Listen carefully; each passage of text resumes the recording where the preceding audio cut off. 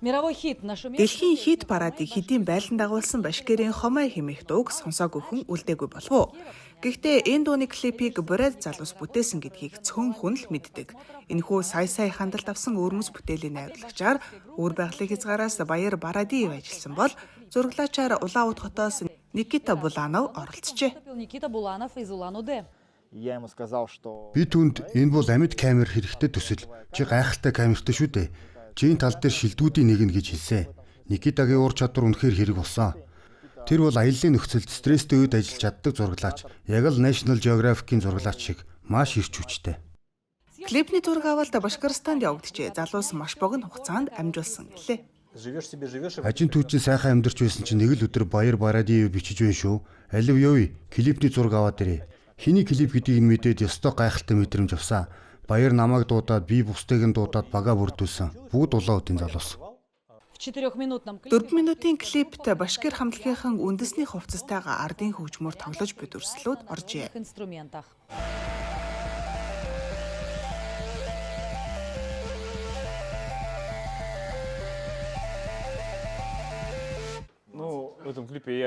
Би энэ клипний графикийг хийсэн. Далавчтай морь аянг цахилгаантай борооны үйл байх ёстой учраас би бүгдийг нь хийж өгсөн.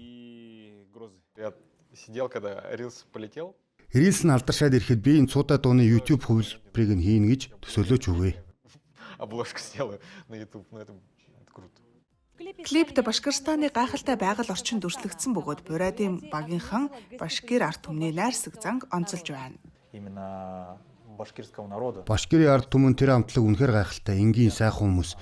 Биднийг халуун дотноор угтаж бүхнийг зохион байгуулсан. Башкир тусдаан даяараа бидний дэмжээгөө бол энэ клип бүтэх боломжгүй байлаа.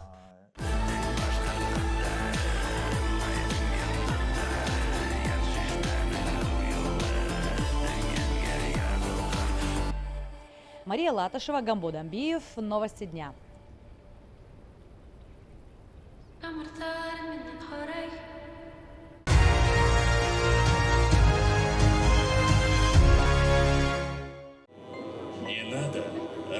Диваж надад хэрэггүй, эх орныг минь өгөөд аль.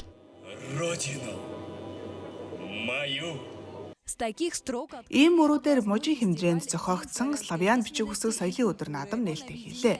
Энэ бол манай орны ард түмнийг нэгтгэдэг үйл ажиллагааны нэг юм. Эрхэм мужийн ардын уран бүтээлийн ордон 8 жилийн туршууг наадмыг уламжлал болон зохион байгуулж байна. Энэ наадам нь түүх, уламжлал болон бүтээлч байдлыг нэгтгэдэг. Энэ жил бид шинэлэг зүйлс санал болгож байна.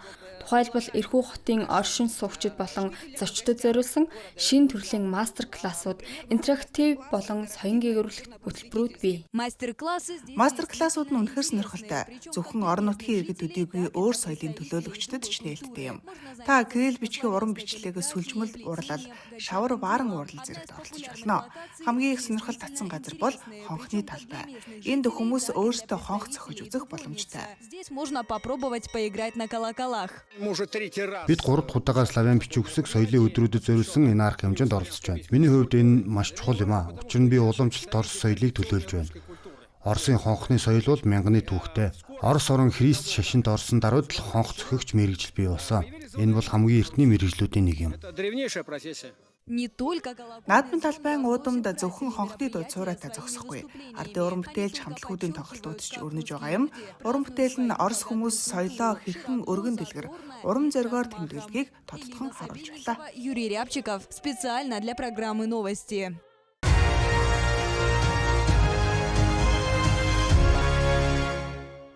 График зураг, силбэр, барельеф, эсгийн урлал, изониттэй витраж, жуут утсаар хийсэн уран сүлжмэл, нэхмэл аппликац, бүр шатаах урлалж багтсан бүтээлүүд. Чита хотын хүүхдүүдийн дүрслэх урлагийн сургуульд үндэстэн соёлын хөршүүд Чита ба Түнш хотууд нэртэй олон улсын хүүхдийн бүтээлийн үзэсгэлэн нэгтлээ. Уралдаанд Читагийн 300 гаруй хүүхдийн бүтээл, мөн Монгол, Хятадын 70 гаруй бүтээл ирсэн. Үзэсгэлэн эх орны дайны ялалт мөн Орос, Хятад, Монгол гурван орныг холбосон нөхөрлөлийн сэдвүүдэд зориулагдсан. Шүүгчид бүтээлийг сэдвийн илэрхийлэл, санааны өвөрмөц байдал, мөн гүйцэтгэлийн хүнд хэцүү байдал зэрэг гурван шалгуураар үнэлжээ. Орос хүүхдүүдийн бүтээлийг баг зэрэг илүү нарийн шүүсэн. Тэд дайны талаар, дэлхийн 2 дугаар дайны талаар хэр мэддэг вэ гэдгийг харгалтсан. Харин Монгол, Хятадын хүүхдүүдийн бүтээлээс илүү тайван сэтгэл хандлага, найрамдлыг мэдрэхийг хүссэн. Гурван орны найрамдлыг тусгасан бол бид илүү өндөр үнэлгээ авна. Үзэсгэлэнгийн нээлтэд Бээжин хайлаар Чой болсон Хинганы аймгийн төлөөлөгчдийг ухтаа авсан бөгөөд Атрада жишээ хамтлаг аядуугаар өглөө.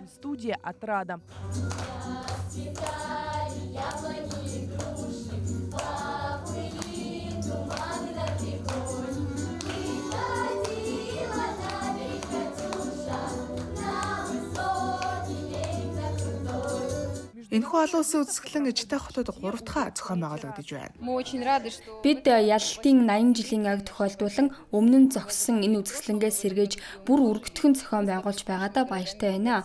Энэхүү санаа анх 2019 онд төрсөн ч цар тахлын улмаас төр завсарласан. Харин энэ жил бид түнш хотуудтай хамтрах санал тавьж тэд дуртаяа зөвшөөрсөн. Монгол Хятадаас ирсэн зочид Житай хотын иргэдэд хотын баярын мэнд хүргэлээ. Тэгээд одоо өнөөдрийн Чот хотын Чой болсон хотын иргэдийн өмнөөс Житай хотын баярын өдрийн мэндийг хүргье. 50 мянган хүн та бүхэнтэй Житай хотын баярыг тэмдэглэж байна. 50 000 людей то же самое празднуют вместе с вами. Оролцогчдод хөрш орнуудын харилцаа холбоо маш чухал гэдгийг онцлон тэмдэглэж, Орос, Монгол, Хятадын найрамдал ирээдүйд ч үргэлжлээсэй хэмээн хүслээ. Энэ зөвхөн хүүхдүүдийн бүтээлүүдийг харуулаад зогсохгүй. Оростой тогтоосон 3 орны нөхөрлөл тодорхой харагдж байна. Ийм найрамдал үеэс үед уламжлагдасаа гэж хүсэж байна. Төлөөлөгчдөд диплом мөн шагналт барайдсан хүүхдүүдэд гарын бэлэг гардууллаа. Житай зохион байгуулж байгаа олон улсын хүүхдийн бүтээлийн үзэсгэлэн түнш хотуудын хамтарсан цор ганц арга хэмжээ биш юм. Манай сурагч хүүхдүүдийн бүтээлүүд жил бүр Бээжин руу явж Хятадын бүр дэлхийн хэмжээний үзэсгэлэнд амжилттай оролцдог. Олон шагнал авдаг шүү. Энэ бол харилцан соёлын солилцоо юм. Бидний бүтээлүүд Хятадд, тэдний бүтээлүүд Житад тавигддаг. Урлагаараа харилцан гайхшруулдаг. Үзэсгэлэнгээс гадна 2 орны багш нар харилцан мастер класс зохион байгуулдаг уламжлалтай. Житагийн багш нар Хятадд хичээл заадаг, харин Тэнтгийн багш нар манайд ирдэг юм. Бид бие биенээсээ зөвхөн сайн зүйлийг нь суралцдаг. Хятадын зураачдын техник сонирхолтой. Урлагийг хэрхэн хүлээж авдгийг ойлгоход тус болдог. Мөн Хятад зураачид бидний арга барилыг сонирхдог. Плакат, бичгийн уран зохиомж, сэдвчилсэн зураг, график, баримл, барельеф, бүтээл болгон цаг гарган харж сэтгэлийн гүнээс мэдрэх боломжтой. Бүтээл бүр ондоож тэднийг нэгтгэж байгаа зүйл бол түүхэн ой санамж, ард түмнүүдийн найрамдлыг хадгалах гэсэн чин хүсэл юм.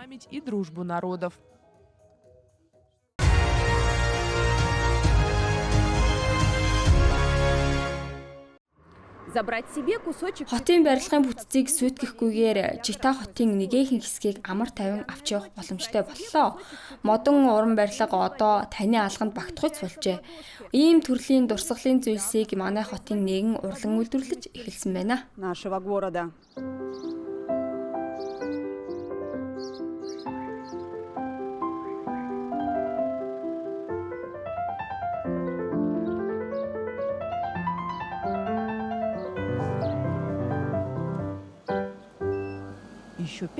Тавхан жилийн өмнө Алина Матвеева холын аяллаа галт тэрэгний үйлчлэгч хийдэг байлаа. Тэр үедээ үр баглаа хязгаарч та нутаг орныхоо дурсгалын бүтээгдэхүүнтэй ингэж холбогдно гэж огтхонч төсөөлөөгүй юм. Гэвч эмэгтэй сэтгэл гинт уран бүтээл рүү татагдаж Фрезерийн суур машинтай болмоор санагджээ. Ажил хэрэг нь нөхрийнхөө дэмжлэгээр өргөжж Фрезерийн машин аажмаар лазер сэлбэрийн машинд зам тавьж өгчээ. Хамгийн сүүлд тэрээр житийн хуучны цонхны гоо сайхныг нээж өөрөө хуулбарлан хийхээр шийдсэн байна. Ийм төрлийн сувенирийн тренд Орос улбаны улсын өөр хотуудад хэдийнэ дэлгэрээд байгаа юм. Уже несколько лет набирает обороты в других городах России. Бидний хийсэн анхны цонхол Амурскай гудамжны 108 дугаар байр Конволовын эдлэн байшингийнх. Бид үүнийг хамгийн гоё гэж сонссон. Яг л гэрэлтэж байгаа мэт гоё, нарийн чимэглэлтэй. Би бүхэл байшингийн зургаар гаргахыг хүсэж байна. Хаалганы дээр нь бүр сүултээ солирны зурагч бий. Бүхэлдээ үнэхээр гоё, жижигхэн байшин. Яг л өөрөө бэлэг дурсгалын зүйл шиг. Так и началась. Ингжилчдийн цонхнуудыг хөөцөлдсөн эрэл эхэлжээ. Хотын өдрийг ухтан энэ санаа том төсөл болон өргөжжээ. Цонх бүрийг судалж түүхийг нь мэдэж, зургийг нь гаргаж, өнгө тохируулан сонгоно гэдэг хамгийн их хөдөлмөр шаардсан хэсэг. Дараа нь лазераар зүсэх, зүлгэх ажил хийгддэг. Энэ бүгдийг Алина өөрөө эрэгтэй хүний ажил гэж бодолгүй бүрэн эзэмшсэн байна. Совершенстве. Бид хэвлэгчдээр түүхийн нийтэд байрлуулсан цаашлаад фокусын зайг тохируулад хит ягаан туяаны хэвлэл рүү илгээдэг. Хэвлэл дууссаны дараа хөршиг наах 2 давхар соронзон туузуудаа наах ажил үлдэнэ. Дом Игнатьевой Игнатьевийн байшин, Лукийн нийтлэн, Полутовын харш эдгээр байшингууд Алинагийн цуглуулгын дараагийн бүтээлүүд юм. Одоо тэрээр бэлэг дурсгал тус бүрдэг QR код бүхий сав баглаа тайлбар материал боловсруулах ажил орсон байна. Сонирхолтой нь энэ жил Жита хотын өдрийн логогч мөн Коноваловын эдлэнгийн сэлбэртэй цонхоор сонгожээ.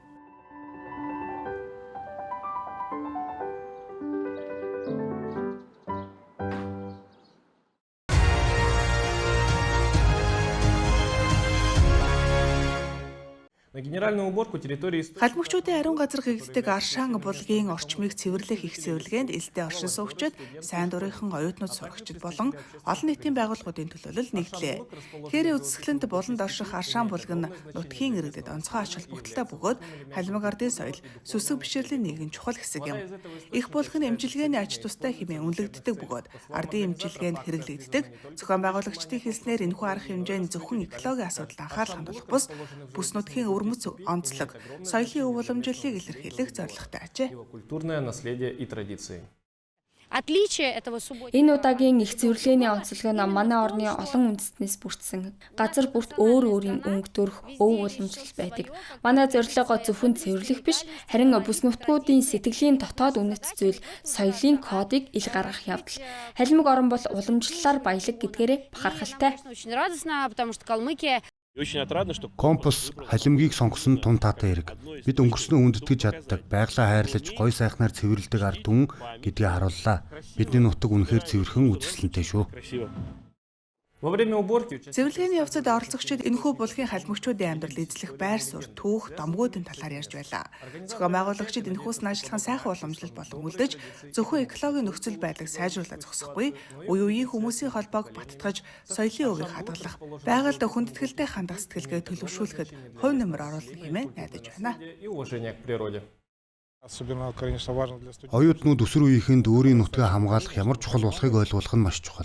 Хаанч хог хийж болохгүй. Энэ арга хэмжээ маа тал нутгийн хувьд үнэхээр ач холбогдолтой. Хээр тал бол халимгийн нүүр царай. Бид түүндээ анхаарал халамж тавих ёстой. Би энэ үйл ажиллагаа байгаль орчныг цэвэр байлгахад үнэхээр хэрэгтэй гэж бодож байна.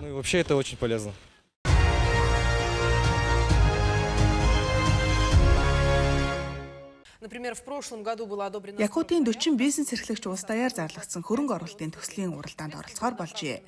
Энэ нь аялал жуулчлал ба зочломтгой байдал үндэсний төслийн хүрээнд олгогдох тэтгэлгүүдтэй холбоотой юм. Жишээлбэл өнгөрсөн онд 40 өргөдөл батлагдаж нийт 25 сая рублийн татаас олгосон байна. Энэ хөрөнгийг модуль хэлбэрийн байнгын бус барилга байгууламж, өөрөөр хэлбэл зочдын байшин болон глэмпингийн байгууламж барихад ашигласан байна. Харин энэ жил нийт татаасын хэмжээ 402 сая рубль бүр хүрэх магадлалтай. Уралдааны үр дүн 5 дугаар сарын сүүлээр эсвэл 6 дугаар сарын эхээр гарах төлөвтэй байна.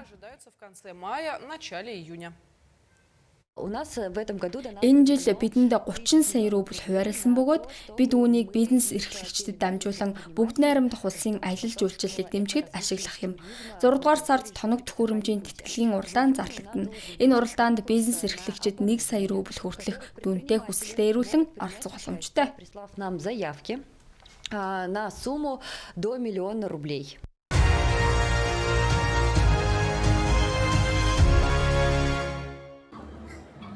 Шинжэне завершилась 21-я Шинжэн хотно 21 дахь удаагийн хятадын олон улсын соёлын салбарын үзэсгэлэн амжилттай болж өнгөрлөө. Энэ жил анх удаа хиймэл оюутан зориулсан тусгай танхим ажилласан бөгөөд хятадын 22 технологийн компани хамгийн сүүлийн үеийн бүтээгдэхүүнийг танилцуулжээ. Робот, дрон, ухаалаг нүдний шил, чихвч зэргийн үзэсгэлэнд дэлгэжээ. Шинэ бүтээлүүдийн дундаас онцгой анхаарал татсан нь цахилгаан хөдөлгүүр бүхий хослолмол далавчтай дотоодын үйлдвэрийн нисдэг автомашин юм. Энэ загвар нь босоо хөөрөлт, буулт их чадвартай бөгөөд Гуандун, Хонконг, Макаогийн их булангийн бүсэд хот хоорондын нислэг үлдэх боломжтой. Үдсгэлэнгийн зочид нислэг машины ирээдүйг илтгэх загвар дизайн, түүгээр ажиллаа явах тав тухтай байдал ихэд сэтгэл хангалуун байлаа. Быстрый и приятный. Нам өндөрт зорчих технологи бидний амьдралыг илүү тухтай болгоно. Машинтай явахад хэдэн цаг шаарддаг бол нислэг тээврээр 30 минутын дотор хүрэх боломжтой. Үүнийг хувийн тээврийн хэрэгсэл болгохч бүрэн боломжтой юм байна. Цагаа хэмнэхийн зэрэгцээ, далай тэнгис, уул усаа харан гоо зүйн таашаал авч болох юм. На выставке также Үдсгэлэнд ирээдүйн тээврийн өөр олон төрлийн дэвшилтэд шийдлийг танилцуулсан. Жишээлбэл их биедээ аюулгүй дэрэгтэй нэг хүний нисэх онгоц. Үүнийг хэмэл оюун ухаанаар жолоодох боломжтой юм. Бага өндөрт нислэг хийхэд зориулсан электрон геозон систем нь агаарын зам, тэмдэглэгээний үүрэг гүйцэтгэнэ. Ийм төрлийн тээвэр аялал жуулчлал төрийн үйлчлэгээ хяналт шалгалтад ихээхэн хэрэгцээтэй. инспекций. Бид шинжилгээ үргэлжлүүлэн хийж бага өндөрт нисэх технологиг улам ухаалаг аюулгүй үр ашигтай болгохыг зорж байна. Ирээдүйд хүмүүс хувийн нисэх онгоц жолоодон тэнгэрт хөвж байгалийн сайхныг мэдрэх болно. Шэньчжэнь передовой. Шинжэн бол бага өндрийн эдийн засгийн хөгжлөөрөө хятадын тэргүүлэгч мегаполис хот юм. Энэ салбарын үйлдвэрлэлийн хэмжээ нь 14 тэрбум доллароос давна. Жилийн эцэг гэхэд тус хот 1000 гаруй хөөрөх буух зурвас байж 1000 гаруй арилжааны чиглэлийн нислэг ажилуулахаар төлөвлөж байна. Хятадын иргэний нисхийн газрын тооцоололоор бага өндөрт зорчих агаарын тээврийн зах зээл 2023 онд 70 тэрбум доллар байсан бол 2025 онд 210 тэрбум, 10 жилийн дараа 700 тэрбум $. Хүрэх гинэ. Бээжин, Шанхай, Сужоу зэрэг олон хот ч мөн энэ чиглэлд эрчимтэй хөрөнгө оруулалт хийж байна. Иймээс бага өндрийн нислэгийн ирээдүй тун гэрэлтэй байна. Алиса Косюк, Гошин Юй, CGTN.